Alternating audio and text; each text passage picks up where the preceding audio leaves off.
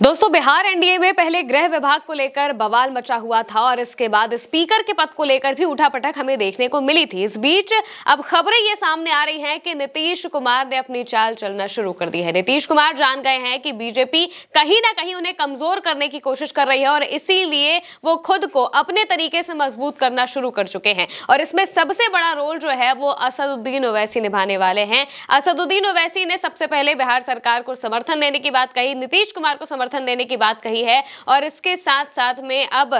अगर हम पूरे के पूरे पिक्चर को देखें तो ये एक बड़ी तस्वीर बनती हुई दिखाई दे रही है, क्योंकि नीतीश कुमार को भी एआईएमआईएम की कहीं ना कहीं जरूरत जरूर है अपने आप को एनडीए में मजबूत रखने के लिए। ऐसे में जब सामने से यह प्रस्ताव आया है तो इसके बारे में नीतीश कुमार बहुत ही गंभीरता से सोच रहे हैं।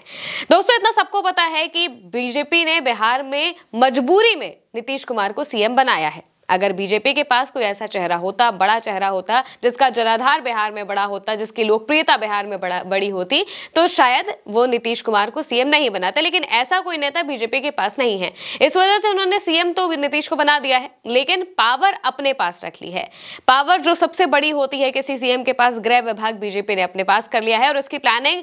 सिर्फ 48 घंटे में नहीं की गई, सिर्फ विभाग बंटने के कुछ वक्त पहले नहीं की गई, बल्कि इसकी प्लानिंग बीजेपी की तरफ से 2 महीने पहले ही कर दी गई थी। दिल्ली में बैठकर ये फैसला ले लिया गया था कि गृह विभाग तो इस बार उन्हीं के हाथों में आएगा अगर वो जीतते हैं तो। अब जैसे ही वो जीते तो गृह विभाग उन्होंने अपने हाथों में ले लिया, नीतीश को कमजोर करके ही। जाहिर सी बात है कि नीतीश कुमार के पास विधायक बीजेपी से 4 विधायक कम है नीतीश कुमार के पास और इन्हीं की बदौलत जो बीजेपी है वो अपनी बातें हर बात मनवाने की कोशिश कर रही है। अब नीतीश कुमार को चाहिए कि उनके पास ज्यादा विधायक हो जो उनकी बात को माने। मौजूदा वक्त में नीतीश कुमार के पास अपने 85 विधायक हैं। हम और आरएलएम भी नीतीश कुमार को काफी अच्छा सपोर्ट करते हैं, क्योंकि जीतन राम मांझी को उन्होंने ही मुख्यमंत्री बनाया था, तो जहां पर नीतीश कुमार वहां पर जीतन राम मांझी, ये हमें देखने को मिलता है। उपेंद्र कुशवाहा का भी कुछ ऐसा ही हिसाब किताब है। अब अगर इन सबको मिला लिया जाए तो कहीं ना कहीं ये जो संख्या है ये 100 के आसपास पहुंच जाती है, लेकिन इसमें जो कमी है वो कुछ विधायकों की जरूर है जो कि एआईएमआईएम से पूरी हो सकती है। अगर एआईएमआईएम के 5 विधायक जो कि इस बार चुनाव में जीते हैं वो नीतीश कुमार के समर्थन में आ जाते हैं, उनके साथ में आ जाते हैं, तो जाहिर सी बात है कि नीतीश कुमार का कद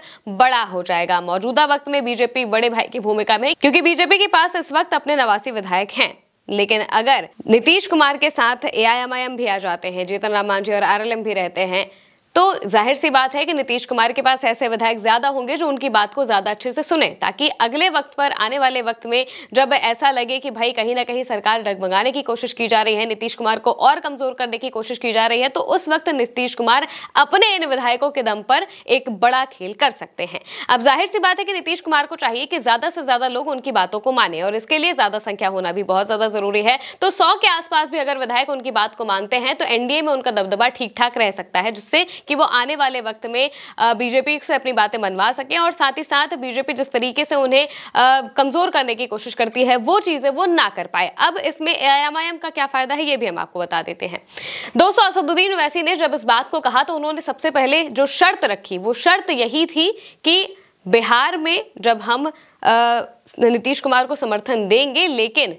इसके लिए बस एक ही शर्त है कि सीमांचल का विकास होना चाहिए। जितनी भी चीजें हैं वो पटना और राजगीर से नहीं चलनी चाहिए, सारी की सारी जो चाबी है वो पटना के आसपास नहीं होनी चाहिए, बल्कि जो बिहार के दूर दराज के इलाके हैं, सीमांचल के जो इलाके हैं, वहां पर भी विकास को पहुंचना चाहिए और इसके लिए सत्ता का समर्थन होना बहुत ज्यादा जरूरी होता है, तभी वहां पर ठीक ठाक से विकास पहुंच जाता है। तो वहां पर लोगों के विकास के लिए असदुद्दीन ओवैसी ने इस बात को कहा कि वो चाहते हैं कि वो बिहार की सरकार को समर्थन दे, जिससे कि सीमांचल का विकास हो सके। अब इससे वो सीमांचल का विकास कर सकेंगे और साथ ही वहां पर जो एआईएमआईएम के विधायक है वो अपने इलाकों में बहुत अच्छे से काम कर सकेंगे, जिसके लिए असदुद्दीन ओवैसी ने भरे मंच से कई बार अपने विधायकों को कहा कि वो बाकायदा बैठकें करेंगे और वहां पर जो भी समस्याएं हैं लोगों की उन्हें सुनने की पूरी कोशिश करेंगे। अब इस चीज के लिए एआईएमआईएम चाहती है कि वो जो भी सत्ता है उसके समर्थन में आ जाए, लेकिन सबसे बड़ी बात यह है कि सत्ता उसकी है जिसमें बीजेपी भी शामिल है। बीजेपी जिसे एंटी मुस्लिम पार्टी भी कहा जाता है और इसी वजह से ये जो पूरी पिक्चर है ये बिहार में बहुत टेढ़ी मेढ़ी भी दिखाई दिखाई देती है, लेकिन अगर जो इसमें सबसे बड़ी कड़ी है वो नीतीश कुमार की ही है। नीतीश कुमार अगर मान जाते हैं नीतीश कुमार के समर्थन में, क्योंकि उन्होंने आने की बात कही है, क्योंकि मुखिया तो मौजूदा वक्त में नीतीश कुमार ही है। नीतीश कुमार को समर्थन देने की बात एआईएमआईएम ने कही है, और अगर उनके 5 विधायक नीतीश कुमार के साथ आ जाते हैं तो ऐसे विधायक बहुत ज्यादा हो जाएंगे जो कि नीतीश कुमार की बातों को मानेंगे, और आने वाले वक्त में जब बीजेपी नीतीश कुमार से कुछ चीजें कराना चाहेगी तो उसे